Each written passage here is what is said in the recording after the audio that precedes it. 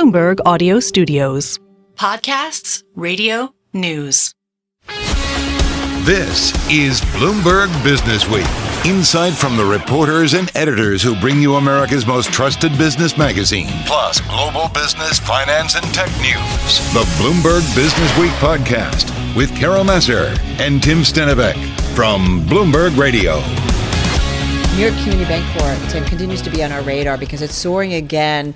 And there's a great story. It's a most read story in the Bloomberg, really giving us some insight into the deal and kind of the instant paper profit that these individuals are making. Yeah, we're talking about individuals such as U.S. Treasury Secretary Steve Mnuchin, who, along with his Liberty Strategic Capital, led a group of investors that injected more than $1 billion into New York Community Bank.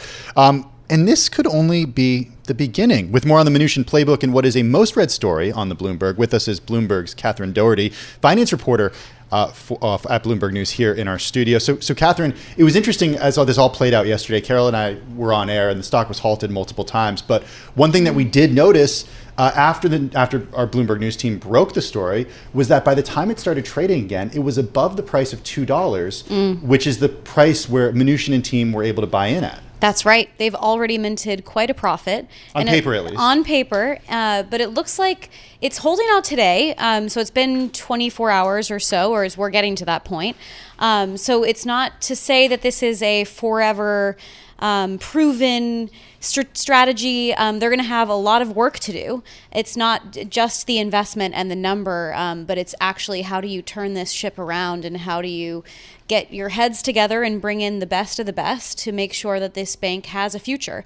But the share price is reflecting investors' sentiment, a positive sentiment, and their belief that these leaders, and it's not just about the money, it's the people that are behind it, that presumably the bet is that they will succeed in turning the ship around. Let's talk about that and the Mnuchin, Steve Mnuchin playbook, because this is what's interesting. And this was some of what we were getting yesterday, that these are people who are respected investors, kind of know how to deal with this kind of situation. What's the playbook? And let's kind of maybe go backwards, right, to IndyMac, because he's kind of bringing the gang back together, it seems. So back in 2008, IndyMac, which eventually turned into West Bank, I believe was the name. And Joseph Otting was the CEO of that firm. But today, again, bringing the band back together, Otting is the CEO of NYCB now, and clearly this is the relationships that have been built in the past, the trust and the knowledge that these leaders have gained in not just finance but in banking, which is a very specific industry to have some of these very strategic plans that they're going to need to set forth in terms of how to diversify the bank, how to deal with the existing problems that they've already identified. And today they started talking about that to investors. Well, that's what I want to hear from you. And what do we understand now that they're talking about this, how they shore up the balance sheet, especially exposure to commercial real estate? So executives today talked about the main issue being the loan portfolio and this portion that is specifically linked to New York office. So they're saying that their goal over time is to diversify the bank. Essentially what they want to do is make this bank look more like the other regional banks, because right now there's so much concentration in real estate, in lending to the landlords of New York City. Yeah, and we've talked about this, that the law changes and stuff has really kind of changed the financial outlook, if you will, of these assets or the profitability. One thing I want to ask you about, so as they kind of move forward, investors, the stock's up 13-14% just in the last 2 days alone. But, you know, the IndyMac deal, go backwards for a second, there was some criticism of the duo and their past link up ultimately. So it'll be interesting to see how they kind of deal with all these assets, that not any deal going forward is ever maybe perfect. That's right. And so that deal with IndyMac was linked to mortgages. Correct. This is lending. So it's a different business. Essentially, the lending to real estate firms and to buildings, both for businesses and for landlords, so for commercial real estate and also for housing. Again, these are going to be, that's different than lending out or giving a mortgage to someone if they're buying a home. What do we know about the where the money came from for Liberty Strategic Capital at this point, and what the former Treasury Secretary has been doing over the past few years when it comes to fundraising? So Mnuchin, there has been some pushback, which was referenced in this story. There's been some critique because after he left being Treasury, he was raising money for Liberty from sovereign wealth funds in the Middle East. And that includes Saudi Arabia's public investment fund. That is something that was under scrutiny. What I found interesting is that with this deal, Mnuchin was saying that they initially went out with around 700, and there was so much interest that then they raised it to the 1 billion mark. So it just showed that the enthusiasm that we're seeing reflected in the stock price from other investors was also there when they were pitching this deal to the street. Yeah, it is interesting, like kind of when you go through it and you look backwards in terms of the IndyMac deal and just these individuals that have been assembled to kind of, again, not apples to apples in terms of the bank, but dealing kind of with I don't want to use the word crisis, but certainly a very troubled situation and trying to figure kind of the way forward, right? Well, financially, it's a troubled situation and they're buying in at such a cheap price. These are the types of deals. Think about Warren Buffett coming in and supporting Bank of America in its time of crisis way back in 2007, 2008 period. And look how that turned out for him. Again, that was a windfall, and it was also a lifeline for Bank of America. So it's a very similar narrative that I think a lot of people are comparing this moment in time to. You have a bank that has fallen on tough times. The share price is showing that. And already the deal and the investors that bought in early have minted a profit. It's on paper. Well, yes. I was going to say it's only day two, right? Or like day one, I guess you could say day one full day, and they're not out of the woods yet, Kat. No, they're going to need to prove that they have the strategies in place. They outlined them this morning, so I think that is another reason that you've seen the share price remain at a higher level. It didn't jump significantly from where it already jumped yesterday. It's still around the $4 mark, just below last time that I checked. But you're absolutely right. This is a strategic playbook that they're going to need time to show that it's actually working. And I find it interesting, the goal of being more like their peers, but this is a large organization because they bought assets from Signature earlier and they've grown rapidly. That was part of its struggle. They didn't know how to deal with that size a lot of pieces there. A lot of pieces of the puzzle. All right, Kat Doherty, finance reporter at Bloomberg News. Thank you so much. You're listening to the Bloomberg Businessweek podcast. Catch us live weekday afternoons from 2 to 5 p.m. Eastern. Listen on Apple CarPlay and Android Auto with the Bloomberg Business app. Or watch us live on YouTube.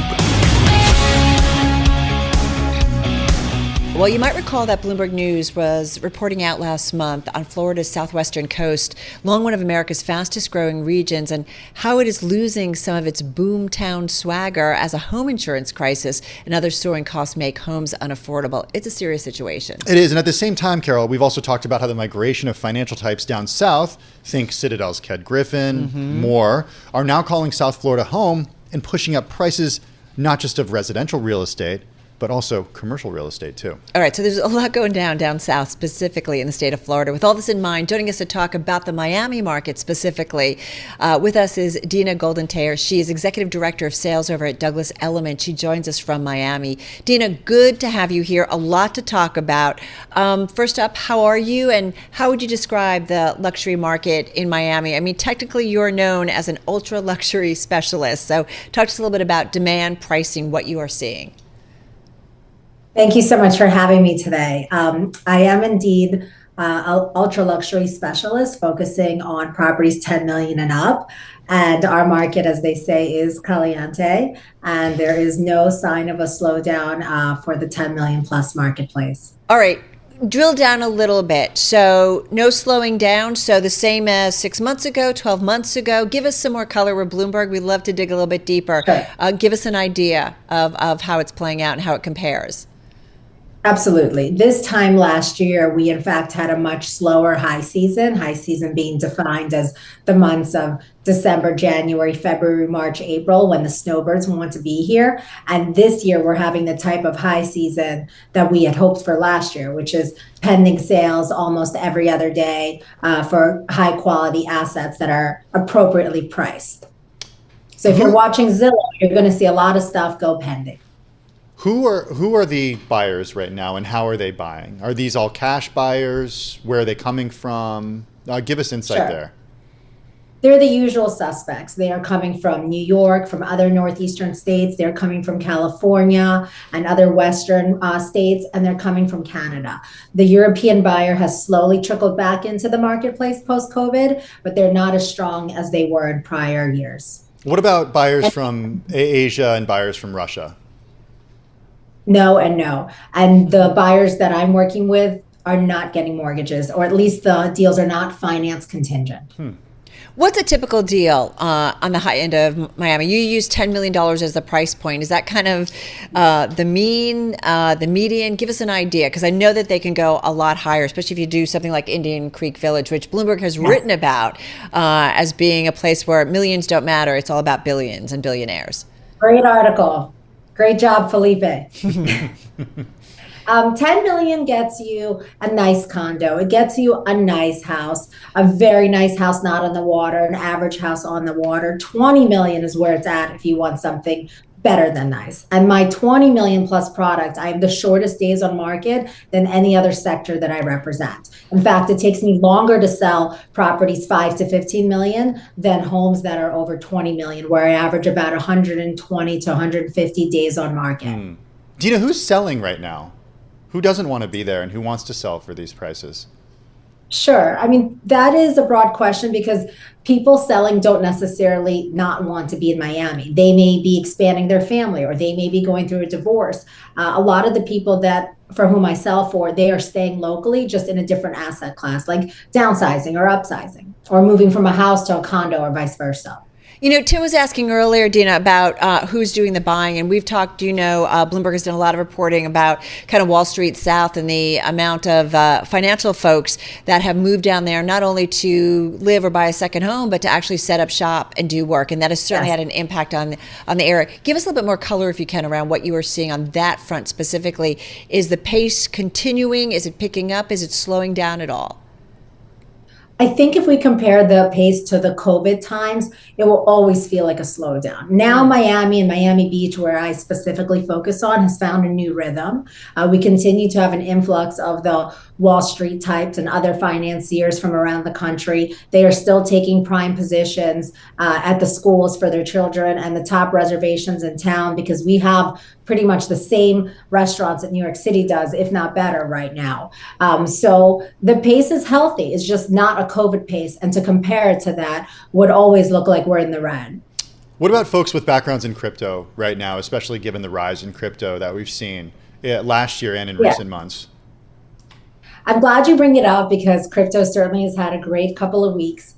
But I have not seen the complete return of the crypto bros. And in fact, when I did work with that buyer class, they always paid cash. Well, yeah, it's funny. It's cash is cash. Yeah, got it. Yeah, no problem here. Easy close, quick close. But I have gotten a few calls lately asking if a seller would take crypto. So it is starting to come back as a subject point. Yeah, and I guess I was more interested in just the crypto bros part of it, but I'm surprised that you haven't seen the return of crypto bros completely that we saw a couple of years ago. No, and even, they're already down here. They've already established residency. So if they're going to be perhaps upgrading because their crypto's high, great. I'm excited to work with them again, but they're not the conversation at the height of the topics that are being discussed around town. Dina, this is a market you've been in since 2005. So you've seen a fair amount of cycles, including the great financial crisis. You've seen, obviously, the pandemic and then some. I am curious about how this market has evolved, how it's changed in terms of pricing and demand. What can you tell us about that? Because that's a fairly long tenure and some great insight. Absolutely. I mean, the market has completely changed. The type of buyers that we're attracting to our marketplace, I don't think anyone thought that Miami would be competing with buyers looking at London, New York, Hong Kong, that they would look to us as their first home. It's very clear that Miami is the top city in the country right now. LA and New York don't have anything on us. Clearly, I'm a cheerleader for my marketplace, but having traveled around the country to the cities where those buyers are fleeing from, I can understand why. Do you see, you said you saw a slowdown in sub $10 million listings. Is that the case? Not. I would say there's higher inventory and higher days on market. I guess you could call that a slowdown, or I would just say it's not as high as homes above 20. Let's phrase it a different way. Where are there buying opportunities right now? Sure. There are buying opportunities definitely in the 10 to 15 million range because those properties are having higher days on market.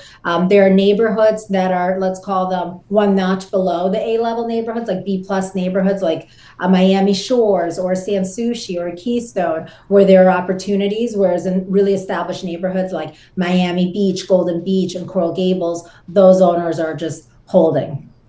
Rates, interest rates, does it even matter? Just got about 20 seconds here. If interest rates were lower, all the buyers would jump back in, as opposed to the cash buyers really having free reign.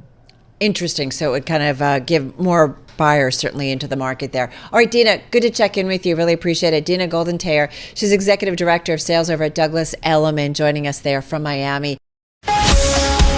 You're listening to the Bloomberg Businessweek podcast. Listen live each weekday starting at 2 p.m. Eastern on Apple CarPlay and Android Auto with the Bloomberg Business app. You can also listen live on Amazon Alexa from our flagship New York station. Just say, Alexa, play Bloomberg 1130. Well, as we mentioned, the SOX, the Philadelphia Semiconductor Index, hitting an all-time high today as chip stocks march higher. Broadcom reports after the bell, also trading near records. Carol, at the same time, there are big questions about how chip companies are going to navigate Washington's crackdown on exports of advanced technologies. That's right. Bloomberg was first to report overnight that the U.S. government is pressing allies, including the Netherlands, Germany, South Korea, and Japan, to further tighten restrictions on China's access to semiconductor technology, a controversial effort that is drawing resistance in some countries. This is at least according to people familiar with that matter, Tim. So for what we need to know about how companies navigate this delicate balance, we bring in the economic historian Chris Miller. He's Associate Professor of International History at Tufts University. He's also the author of Chip War, The Fight for the World's Most Critical Technology. It's a New York Times bestseller. Chris back with us from Boston. Chris, good to have you back. How are you? Doing well. Thank you for having me back. Yeah, well, thanks so much for joining us. We always love it when you come on the program. I mean, talk about timing with your book. It came out in 2022. Since then, the euphoria around chips as they relate to AI just has reached fever pitch. I mean, look no further than NVIDIA, supermicrocomputer, and more. How are you watching this as an academic, as a consultant? What are your thoughts? Well, you're certainly right that AI has really transformed the chip industry. It's the key demand driver going forward. And the big question hanging over AI is, when will we start to see large-scale monetization? How soon will that happen?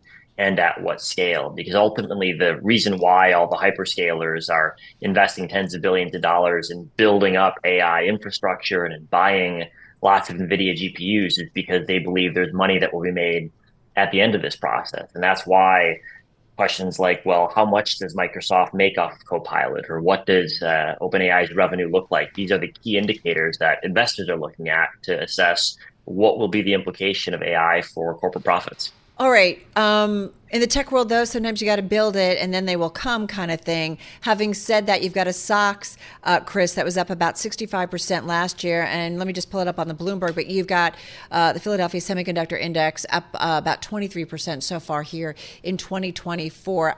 It's just one measurement. Maybe it's not the right one. But would you say that all the enthusiasm has gotten ahead of itself just based on the moves in the share price? Or it's still kind of hard to tell? As I said, you need to build it and then they may come. Well, I think it does make sense that companies are investing very heavily in this infrastructure, given all of the advances that we've seen in AI and all of the product ideas that are currently being tested and explored by tech companies. And the infrastructure is expensive. There's no way around it, which is why if you're a big tech company, you've got to invest literally tens of billions, or else you fall behind in your data center build out. But the question again is going to be, how long can this be sustained without monetization? And the good news is that there are early signs that it is possible to make money off of AI products. We just need to see more evidence of this at more companies to justify ongoing expenditures at this level. Well, Chris, how do you distinguish between the names in the space? And when you talk about monetization, NVIDIA is certainly the one that we bring up, right? And their numbers continue to surprise to the upside and give us some of that affirmation, if you will, about maybe the potential for AI. It's not just dreams, it could be a reality because you see it in their numbers. Having said that, go back to distinguishing the names in the space. You've got the once giants or leaders. I'm thinking of Intel, Texas Instruments, the new leaders, NVIDIA, AMD has come so far. The company that seems to stand alone, TSMC, the semiconductor companies, the equipment makers. Like, how do you distinguish? How should the Bloomberg audience be thinking about a space that's got a lot of different names in them? Well, the good news is that as AI advances, you actually need more types of chips in larger quantities to take advantage. It's not just the AI processors that you need that NVIDIA produces. It's also more memory, especially the high bandwidth memory produced by companies like SK Hynix or Samsung. And you also end up needing more mixed signal and analog chips because these are the chips that collect the data that's then being processed by AI systems and semi-autonomous cars, for example. So that's why the boom in AI has benefited most companies in the industry, even if they're not directly producing the GPUs that are at the center of AI. And it's also why it's not just the chip designers themselves, it's also the tool makers from ASML to Applied Materials that are benefiting as chip making companies buy even more tools. But ultimately, all of these do depend on their end customers continuing to invest in more and more semiconductors. And that's where the capital expenditure decisions of the big tech firms, Microsoft, Google, Amazon, and others, will be key to sustaining this level of investment going forward. Chris, I want to go back to monetization, and I'm so glad you brought it up because it's something that we talk about a lot. We understand the beneficiaries on the chip side of AI, but at the same time, we do see company stocks near all-time highs for companies investing in this type of technology, including Meta Platforms, Microsoft, on the private side, OpenAI, and others. What are the indications to you that we are seeing monetization at this point? And when, in your opinion, do you think we're going to start seeing real efficiencies as the result of AI? Well, I think the good news is that if you look across a much broader cross-section of companies, take the Fortune 500 in aggregate, most companies on that list are at least exploring ways that they can use AI either to refine their products or to drive down costs. And so the key is not going to be, I don't think, any individual company or even any individual sector. It's going to be, can many different sectors learn to apply AI for many different use cases? And that makes it harder to measure, but it also makes AI probably more sustainable in the long run if it's not one or two killer applications, but rather lots of uses that end up being accretive either to companies' profits or to driving down their costs. But for investors looking at the space, trying to understand how real is this and how sustainable is the investment, it means you've got to look at a much broader cross-section of companies to ascertain where is AI actually gaining traction. And how do you roll into something like, Apple's making chips, Microsoft, Alphabet, Google, right? Like, it's just kind of getting crowded, more crowded, if you will. I mean, how do you roll those guys into the already established players? Do you see them in the near future or in the longer term as being really pretty formidable in this industry? Well, I think they are in some ways already competitors to companies like AMD or NVIDIA, and companies that are big enough to have scale in the data center business, like those that you mentioned, have a strong incentive to design their own chips, both because they can hone their design so that they specifically match the workloads that those companies are running in the data centers, but also because the more choice they have, both in-house designed chips and externally designed chips, the more pricing power they hope they can win vis-a-vis their biggest suppliers, companies like NVIDIA, for example. And so there's a market rationale as well as the technical rationale for companies to design their own in-house chips. And what we've seen, as you said, is a trend where almost every big tech company is now designing not just often one chip for themselves, but multiple different types of chips for their own data center efforts. We want to move on to the actual chip war, which is what your book was all about, because we feel like it just is picking up tensions. But before we do, which among the semiconductor companies that are out there do you find most interesting and that you think we must, I think about the investing audience of Bloomberg, must always keep on your radar? A lot of people who are only paying attention to this space and alongside the rest of the tech sector don't often focus enough on the tool makers, the companies that make the tools that make the chips possible. But if you look at the extraordinary growth in the industry over the past several years, it's not just the chip designers like NVIDIA or AMD, it's also the companies that produce the tools, ASML or Lam Research or Applied Materials, that are benefiting just as much from a lot of the growth in this industry. Okay, so you mentioned ASML, so we're going to talk about related to that company, some of the tensions that we reported at the top. The US-China battle for tech supremacy. Chips are certainly at the top of the list. AMD hitting a roadblock this week because of US rules. Take a step back and just give us your impression about why the US is now pressing allies to make sure that China doesn't get its hands on certain types of chips. Like, big picture, what's worst case scenario here? Like, why does the US and its allies want to keep China from getting this technology? The US strategy, I think, is pretty straightforward. And the dilemma the US faces is this. By any metric, China will quantitatively outproduce the US in terms of military systems, whether it's ships or missiles or drones. China already has more, and it will have even more of a quantitative edge in the future. And so the US is hoping it can retain its qualitative edge in terms of defense and intelligence systems by applying advanced computing and AI to defense. And doing so requires having better advanced computing and better AI than China. And that's at the core of what the US is trying to accomplish here. It's laser focused on AI chips and the machines that are capable of making cutting edge AI chips with the aim of restraining the growth of China's AI ecosystem and keeping a technological edge that the United States has had for the past several decades. Well, having said that too, with that in mind, and I keep thinking about TSMC, the ultimate fabricator. I mean, people can design chips, but ultimately they go to TSMC to make them and spit them out. How critical is it for the United States or other countries, to back off of their dependency on TSMC? Well, I think you see a lot of interest in the US and Europe and Japan and elsewhere to have a more diversified manufacturing footprint, which is partly why TSMC is building new plants in the US, in Japan, and in Germany. But the reality is that when it comes to AI processors in particular, like the GPUs that NVIDIA makes, almost all of them are manufactured by TSMC in Taiwan. Right. So thus far, we haven't actually seen much diversification, at least when it comes to these ultra cutting edge chips. So how critical is it then for the US to reduce that dependency? Well, I think you see the United States spending a fair amount of money trying. The CHIPS Act is going to spend $40 billion precisely on incentivizing firms to build factories in the United States, and Japan and Europe are doing the same thing. Does it go far enough here in the U.S.? Because we have seen some prominent players pull back on and scale back on some of these plans in the U.S.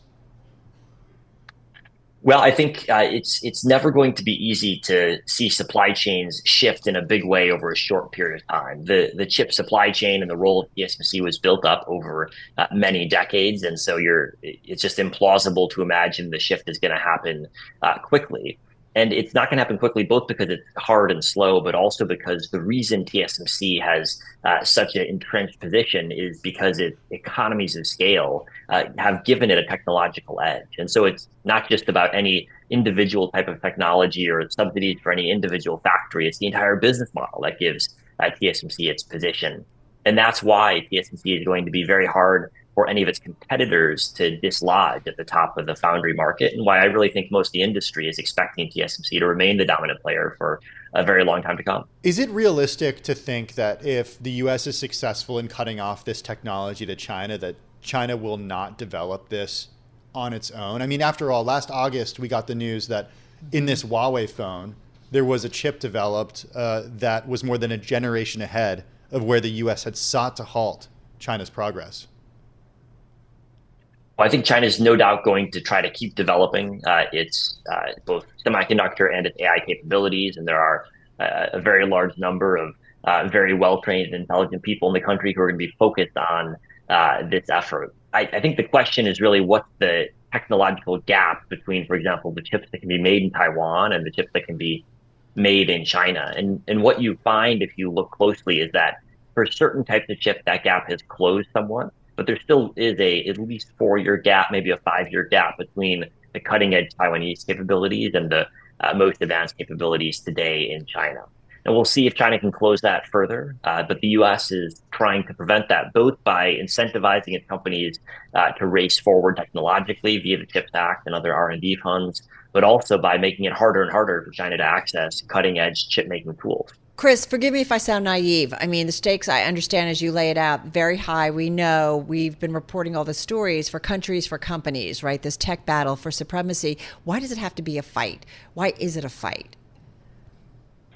Well, look, the first chips that were invented were emerged essentially for use in guiding nuclear missiles more accurately. And since then, militaries and intelligence agencies have seen computing as core to their ability to produce next generation systems.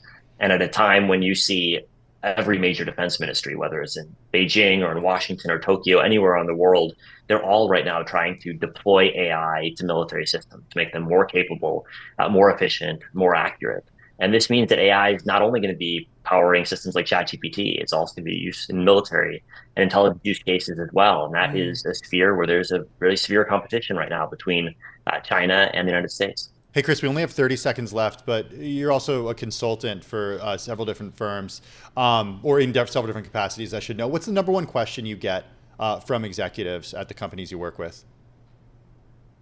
The key question companies are asking is both what's next in Beijing and also what's next in Washington in terms of the types of regulation that we're going to see either from Congress or from the next presidential administration. We'll see if we get any clues in the State of the Union tonight when President Biden takes to the country. All right, listen, Chris, incredible. Chris Miller, Associate Professor of International History at Tufts University. His book, Chip War, The Fight for the World's Most Critical Technology. I feel like every day there's a story somehow on the industry or about kind of the battle between nations and the concerns and the constraints. You know, it was one of Barack Obama's favorite books last year. That's pretty cool. Yeah, well very done. cool. Chris, thanks so much. This is Bloomberg. You're listening to the Bloomberg Businessweek podcast. Catch us live weekday afternoons from 2 to 5 p.m. Eastern. Listen on Apple CarPlay and Android Auto with the Bloomberg Business app. Or watch us live on YouTube. Let's get a big picture outlook from Tracie McMillion, head of Global Asset Allocation Strategy at the Wells Fargo Investment Institute, joining us from Winston-Salem, North Carolina. Tracie, how are you? I'm well, thank you. Well, it's good to have you back with us. I do want to remind everyone, since October, the S&P 500 is up more than 25%. We do have lots of market voices coming on saying there's still room to run higher this year. You argue, though, that now is the time to start being defensive when it comes to equities and fixed income. Why? That's right. We're a little more cautious here. And, you know, it does look like this is going to be the 17th positive week out of the last 19 weeks for the S&P 500. So, you know, we think a pullback is probably due here. And it's probably going to come in conjunction with an economic slowdown that we see emerging over the next couple of quarters. So, you know, we might see a spring, summer soft patch. And that would set the stage for a rebound toward the end of the year. And we think that will be the opportunity for investors to broaden out their equity exposure. Well, it's interesting. All right. So a little bit of a pullback. So you're just saying, yeah. So how much of a pullback did you say, or did you not? I did not, but a 10% pullback is not at all uncommon. We typically do see about a 10% pullback every year. All right, so just normal, nothing fundamentally wrong. It's just a case of taking some of the fluff out of the market or the run up, right? Just a little bit of kind of taking some of that out, correct? That's right. Yes. I'm just looking for, you know, some of the excesses to come out of the market. And if we were to see a pullback in the S&P 500, we think that some of the other areas of the market that have been underperforming large caps, like small caps, emerging markets, the riskier corners of the markets might perform even worse and provide a better entry point. So at this point, we've been cautious over the past couple of years now and been overweighted large caps, and that's been the right place to be. But we're just looking for that opportunity to take something out of fixed income, move it into small caps, perhaps even emerging markets down the line. I want to go back to this idea of there being an economic slowdown later this year. We're going to get the February employment report tomorrow. We got CPI next week. Tracie, what are the indications now that we're starting to see a slowdown that could emerge in the next couple of quarters? What do you see? Yeah, there are a couple of things. So we are seeing the labor market starting to weaken on the fringes. So what we saw yesterday in the JOLTS data was that there were fewer quits. We've also seen that current job holders are more concerned about getting a job if they were to lose their job.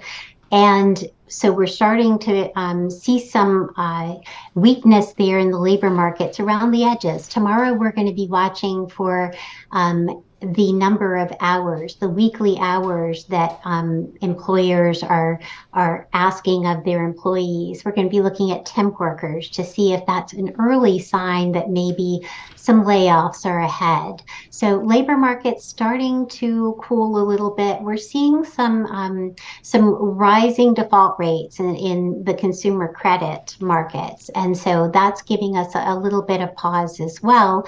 But we're, again, just probably a summer soft patch, a slowdown here.